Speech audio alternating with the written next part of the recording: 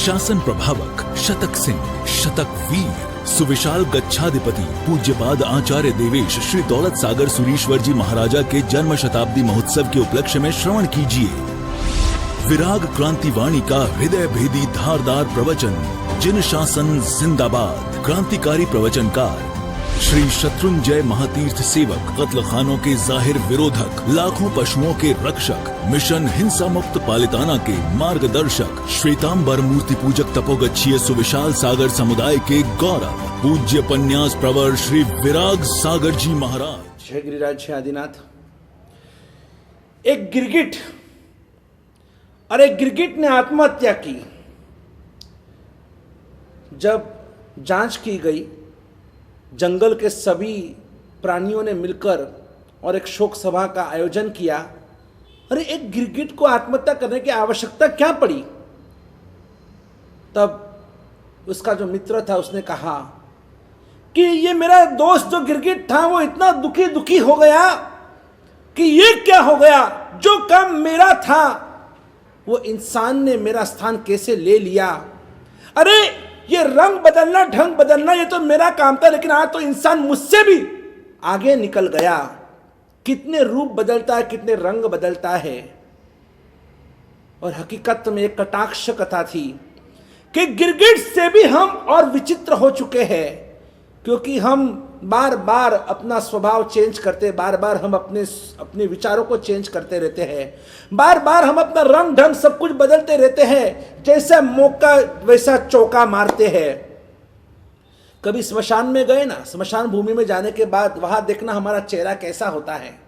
स्मशान भूमि में जाते हैं तो वहां पर हमारा चेहरा कैसा होता है। जैसे स्मशान से बाहर निकले और सामने रोड क्रॉस कर सामने शादी का मंडप था, जैसे वहां गए, एंट्री की, हमारा जो चेहरा बदल जाता है, हमारा मूड भी चेंज हो जाता है। जहां पर वैराग्य था स्मशान भूमि में, सिर्फ रोड ही क्रॉस कर और आगे सामने चले गए। यहां पर वैराग था तो यहां पर राग ही राग, वापिस जैसे थे वैसे बन जाते हैं। गिरगिट को भी हमने पीछे छोड़ दिया है। इतने हम अपने आप को बदलते रहते हैं। और इसीलिए तो किसी ने कहा है कि आज किसी के ऊपर नियंत्रण नहीं है। आज किसी के ऊपर नियंत्रण नहीं है। आज हर जगह पर देखो तो सब एक दूसरे के सामने कीचड़ उछाल रहे हैं, सब एक दूसरे की निंदा कर रहे हैं, सब एक दूसरे को हराने की कोशिश कर रहे हैं, सब एक दूसरे को परेशान कर रहे हैं। किसी के ऊपर नियंत्रण नहीं। आजकल हर कोई आजाद है। किसी को कुछ कह दे तो होता दंगा फसाद है। किसी के ऊपर नियंत्रण नहीं, हर कोई आज आजाद है। किसी को कुछ कह दे तो होता दंगा फसाद है। आदेश और उपदेश की तो अब जरूरत ही नहीं रही है, क्योंकि आज जन्मते ही बेटा बाप का भी उस्ताद है। आज जन्मते ही बेटा बाप का भी उस्ताद है। हमको कभी कभी लगता है कि हम उपदेश किसको दे रहे हैं, क्या इन उपदेशों की असर किसी के ऊपर हो रही है? एक प्रश्न कभी कभी हमको भी निर्माण होता है। सोच तो हमको भी आती कि हम इतनी जो कोशिशें कर रहे हैं तो हमारे इस उपदेशों की असर आपके ऊपर क्यों नहीं हो रही है। बहुत चिंतन मंथन करने के बाद समझ में आया कि पहले के ज़माने में लोग जो थे ना, वो मिट्टी की सड़क के ऊपर चलते थे। पहले के ज़माने में मिट्टी के ही रोड थे, और मिट्टी का स्वभाव होता है कि जब बारिश होती है तो मिट्टी पानी को एब्जॉर्ब करती है। मिट्टी है ना, पानी को खींचती है, तो वो पानी अंदर उतरता है। तो मिट्टी के सड़क के ऊपर पहले इंसान चलते तो पहले छोटी छोटी निमित्त में भी वैराग्य होता था। ज़्यादा उपदेश की ज़रूरत ही नहीं थी। एक थोड़ा सा उपदेश क्या मिल गया, थोड़ा निमित्त क्या मिल गया, जीवन परिवर्तन हो जाता था, यूटर्न हो जाता था। लेकिन एक तो मिट्टी के सड़क के ऊपर चलते थे और मिट्टी के बर्तन में खाते थे, तो इसीलिए ये जो दिल, जो कलेजा है ना, वो मिट्टी जैसा कोमल था। तो जो भी कुछ उस ज़माने में, पहले के ज़माने में हमारे परमात्मा या हमारे गुरु भगवान जो भी उपदेश देते थे, और एक ही प्रवचन सुनते ही परिवर्तन। जम्बू स्वामी जी देखो, जम्बू कुमार एक ही बार भगवान सुधर्मा स्वामी जी की देशना सुनने के लिए गए और एक ही प्रवचन में उन्होंने ब्रह्मचर्य के पचखान ले लिए, आजीवन ब्रह्मचर्य और सम्यक्तोधारी बन गए। ये दो प्रतिज्ञा उन्होंने एक ही प्रवचन में ले लिए। जबरदस्ती से माता ने पिता ने शादी करवाई, 8 रूप रूप की अंबार जैसी पत्नियां, फिर भी देखो। और वो जम्बू कुमार ने कह दिया कि नहीं, मुझे संसार नहीं चाहिए, मुझे ये सब कुछ त्याग करना है। और जम्बू कुमार ने एक रात में ही, और सभी पत्नियों के साथ लोग सुहाग रात मनाते हैं, और जम्बू कुमार ने सभी के साथ वैराग्य की बातें करते करते सभी को प्रतिबोधित किया। और दूसरे दिन सुबह तो 527 जन की दीक्षा एक साथ में हो गई। जो 500 चोर और यहाँ पर डकैती करने के लिए आए थे जम्बू कुमार के हवेली में, और उन्होंने भी पति पत्नी का रात को छुप कर जो संवाद सुना, और लगा यार क्या ये वैराग्य, क्या ये जम्बू कुमार है कि इतना जबरदस्त वैरागी। कंचन और कामिनी दोनों उसके पास दोम दोम साहिबी होते हुए भी, और ये तो दीक्षा की बात कर रहा है, वैराग्य की बात कर रहा है। सुख में तो इंसान सुख भुगतना चाहिए, और ये सुख छोड़कर, ये सुख को लात मारकर, और ये तो त्याग की बात कर रहे हैं। हाँ, तब उन्हें पूरी वो जो रात का जो संवाद था वो सुनते सुनते पूरी रात निकल गई। एक कभी पति यानी कि जम्बू कुमार उपदेश दे रहे, कभी पत्नी सवाल पूछ रही है, कभी एक पत्नी, कभी दूसरी पत्नी, कभी तीसरी पत्नी, 8 पत्नियां, डिबेट चल रही है, भयंकर डिबेट। और आखिर में जम्बू कुमार ने उनको ऐसा प्रतिबोध किया, ये जो संसार के सुख है, संसार का वैभव है, संसार के भोग विलास है, ये सब कुछ क्षणिक है, सब क्षणिक है। जिसमें हम सुख समझ कर बैठे हैं, तो वो सुख एक्चुअली सुख नहीं है, वो सुख का एक आभास है, सिर्फ और सिर्फ सुख का एक भ्रम है, भ्रम। हमने जो सच्चा हीरा है, देव गुरु धर्म दर्शन ज्ञान चारित्र, ये सच्चा हीरा है, उसे हमने कांच समझ लिया है। और जो सच में जो कांच के टुकड़े जैसे ये तुच्छ जो संसार के सुख है, और उसी को हमने हीरा मान लिया है। ये सबसे बड़ी गलती हम कर चुके हैं। हम बबूल के पेड़ के नीचे बैठकर और हम आशा रखकर बैठे हैं कि मुझे क्या चाहिए, तो मुझे आम चाहिए। अरे आप बैठे बबूल के पेड़ के नीचे और आम की आकांक्षा करते, आम की आशा रखते हैं, कभी पॉसिबल ही नहीं है कि आपको आम मिलेगा, नहीं हो सकता है। अगर कोई मिट्टी को पूरा क्रश कर दे, तो क्या कभी उसमें से तेल निकल सकता है क्या? मिट्टी में से कभी तेल निकलता है क्या? आप ट्राई कीजिए। नेवर मीन्स नेवर, क्योंकि उसमें है ही नहीं। मिट्टी में अगर तेल नहीं है ही नहीं तो निकलेगा कहां से? वैसे संसार दावा नल दाह नीरम, ये संसार को जो दावा नल की उपमा दी गई है, संसार एक भीषण आग है कि जहां पर हर इंसान को, हर आत्मा को उसमें उस आग के अंदर भूंजना है, आग में जलना है और जलकर राख और खाक हो जाना है।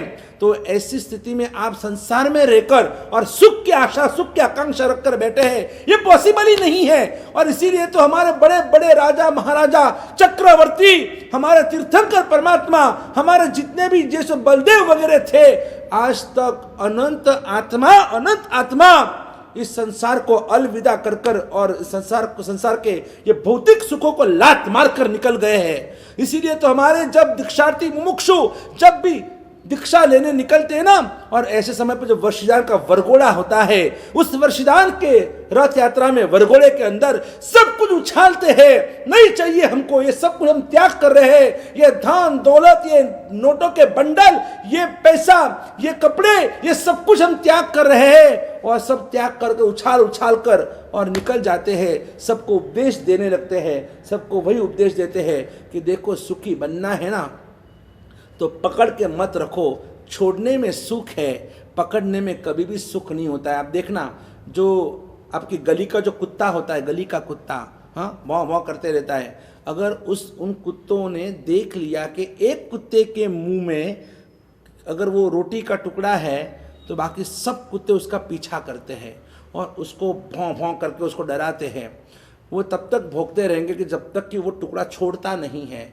जैसे पहले वाले कुत्ते ने अगर वो रोटी का टुकड़ा छोड़ दिया और किसी और कुत्ते ने उसको उस रोटी का टुकड़ा मुंह में ले लिया, अब क्या होगा?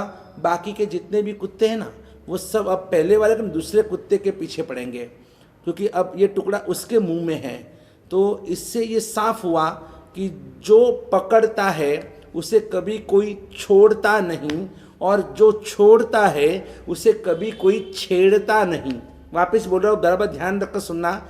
जो पकड़ता है उसे कभी कोई छोड़ता नहीं, और जो छोड़ता है उसे कभी कोई छेड़ता नहीं। और इसीलिए जिंदगी में हमेशा छोड़ना सीखो, हमेशा त्याग करना सीखो। और स्वाभाविक रूप से अगर समझ लो ऐसी स्थिति आ गई है कि आपके पास पैसा नहीं है, आपके पास सत्ता नहीं है, आपके पास परिवार नहीं है, और ऐसी स्थिति में आप सबका देखकर और खुद दुखी बन जाते हैं। और देखो ना, मेरे भाई के पास तो 4 व्हील है, मेरे पास तो सब 2 व्हील ही है, दो पहिए की गाड़ी बस चला रहा हूँ। 2 व्हीलर पे मैं बस अभी कितने साल हो गए, हमारे तो कोई बरकत ही नहीं है, तरक्की नहीं हो रही है। और मेरे भाई का तो बंगला हो गया, हम तो वही छोटे से, हम 10 बाय 10 की खोली में रहते हैं। और यार सामने वाले की दुकान क्या चलती है यार, हमारी दुकान में कोई ग्राहकी नहीं है। अरे देखो ना यार, उनके पास बच्चे हैं, हमारे तो बच्चा ही नहीं है। हम तो बस कितने साल हो गए शादी को, कोई बच्चा ही नहीं है हमको तो। अरे यार उसकी तो बीवी कितनी सुंदर है, कितनी अच्छी है, और कितनी सेवा करती है। मेरी बीवी तो कैसी है, अरे उसका पति तो कितना प्यार करता है, मेरा पति तो मुझे कुछ प्यार देता ही नहीं है, हमेशा टोकते रहता है, हमेशा वो बस मेरे लिए उसके मन में मेरे लिए प्यार ही नहीं है। तो ये जो बार बार हम जो आशा अपेक्षा रखकर दुखी बन रहे हैं, तो भगवान ने दूसरा सूत्र हमको दिया है। कल का हमारा सूत्र था सुख में सावधान रहो, तो भगवान ने दूसरा सूत्र हमको दिया है कि दुख में समाधान करना सीखो। आप नर्वस मत हो जाओ, आप निराश मत हो, ये मेरे साथ ही ऐसा क्यों होता है, सब मेरे पीछे क्यों पड़ते हैं, मेरा ही नसीब क्यों ऐसा है, क्यों मुझे ही दुख जीवन में आता है। अरे भाई ऐसा कुछ नहीं है, आपको तो कोई तकलीफ नहीं है, आपको तो कोई दुख नहीं है। आपसे भी ज्यादा दुखी इस संसार के अंदर एक नहीं करोड़ों है, करोड़ों, कि जिनको एक टंग का भी खाना नहीं मिल रहा है। आपको तो खाना तो मिल रहा है ना, आपके हाथ पैर तो साबुत है, आपको रहने के लिए छत तो है, मकान तो है, आपको पहनने के लिए कपड़े तो हैं, कोई आपका अपना इस दुनिया में है तो सही ना। अरे इस दुनिया में अनाथ आश्रम में जाइए आप, अनाथ आश्रम में वो छोटे छोटे बच्चे होते हैं, उनके माँ बाप ने जिनको उनको बचपन में छोड़ दिया होता है, उनका तो कोई भी नहीं है, आपका तो कोई तो है। आपका अगर बच्चा है आपके साथ में है, आपकी लड़की आपके साथ में है, आपके माँ बाप आपके साथ में है, कोई तो है आपका, आपके कोई फ्रेंड्स आपके साथ में है। किस बात का आप किस बात के लिए रो रहे हो? हाँ, क्या तकलीफ है आपको? लोगों की तो ऐसी स्थिति में जिसके हाथ पैर कट चुके हैं, उनकी स्थिति कैसी हो आप सोचो ना। जब भी आपके दुख के लिए रोते हैं, तब आपके सामने आप ऐसे लोगों को लाइए जो आपसे भी ज्यादा दुखी है। आपको क्या तकलीफ है भैया, क्या तकलीफ है आपको? छोटी छोटी तकलीफों में, या आप दूसरों के सुख को देखकर और आप नर्वस हो जाते हो, यार उनको इतना सारा, हमारे पास तो कुछ भी नहीं है। क्यों? किसने बोला आपके पास कुछ नहीं है? आपके पास भगवान ने आपको इतना अच्छा सुंदर शरीर दिया, 5 अंग आपको संपूर्ण दिए हुए हैं, इससे ज्यादा आपको चाहिए भी तो क्या चाहिए? अगर इंसान को लोभ जो होता है ना, लोभ परिग्रह, उसको जितना भी मिले उसको कम ही लगने वाला है। और सबसे ज्यादा दुनिया में 2 प्रकार के जो लोग दुखी होते हैं, उसमें एक दुख होता है अप्राप्ति का दुख, दूसरा दुख होता है अतृप्ति का दुख। यानी कि किसी को दुख होता है कि मुझे कुछ भी नहीं मिला, और किसी को दुख होता है कि मुझे बहुत कम मिला है। और सबसे ज़्यादा देखना इस दुनिया में अगर कोई दुखी है ना, वो अप्राप्ति वाला नहीं, अतृप्ति वाला सबसे ज़्यादा दुखी है। उसमें फिर हम सब आ गए। मेरे से भी ज़्यादा इनको लोग सुनते हैं, मेरे प्रवचन से भी ज़्यादा यार इनके भगत ज़्यादा है। इनके प्रवचन में तो हज़ारों लोग आते हैं, मेरे में तो सिर्फ 200-500 लोग ही आते हैं। और यार इनके तो बड़े बड़े भगत हैं महाराज साहब जी के तो, और मैं भी इतना कुछ करता हूँ कि मुझे कोई साथ ही नहीं दे रहा है। ये जो ऐसी जो मेंटालिटी होती है जिसमें हम भी दुखी बनते हैं, तो हमें किसी की ईर्ष्या करने की आवश्यकता क्या है? हमें किसी की कंपैरिजन करने की आवश्यकता क्या है? हमें ओरिजिनल रहना सीखना चाहिए। अरे जो है सो है यार, ये दंभ कर माया कपट कर और लोगों के सामने दिखावा कर किस लिए हम ऐसी जिंदगी जिए? ऊपर तो सफेदी है और अंदर दिल काला है, ऊपर तो सफेदी है और अंदर दिल काला है, होठों पे हंसी है और अंतर में ज्वाला है। दिखावा इतना बढ़ चुका है समझ में नहीं आता, दिखावा इतना बढ़ चुका है समझ में नहीं आता। खजाना भले ही खाली हो लेकिन ऊपर तो ताला है, ऊपर तो ताला है। ऐसा दंभ कर कर किस काम का ये दंभ है?